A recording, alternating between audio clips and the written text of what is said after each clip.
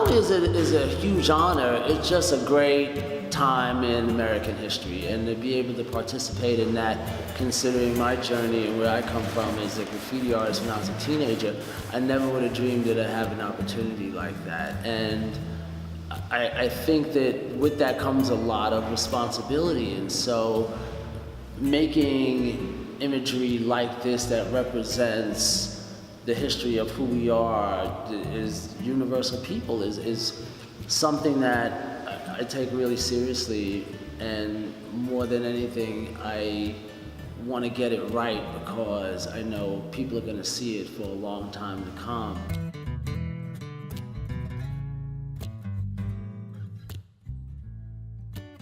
This is something that I always wanted to do, and I didn't know how it was going to happen, but I just put one foot in front of the other. And when I look at all of this amazing work and getting an opportunity to work with a pioneer like Gary is just really cool. When you and I met at your studio, and I came over and I saw the paintings that you were doing, and we said, no, this would be a great silkscreen project, this would, yes, this would. Right. No.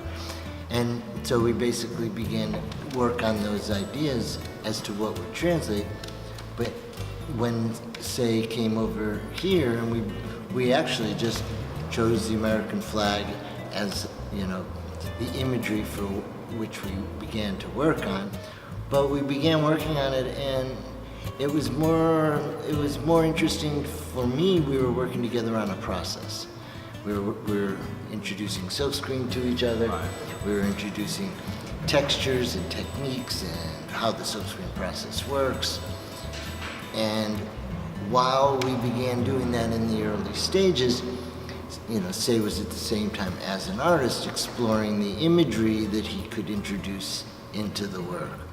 As it relates to being invited by the Smithsonian to participate in making work for the opening of the National Museum, it was something that I just didn't expect. I was working on a project with them, a coffee table book about the history of hip hop, and then they approached me about making work for the opening of the museum, and I jumped at the opportunity. I wanted to do something like that for a long time, and working on something in conjunction with the President of the United States being on hand to christen the museum was just so cool.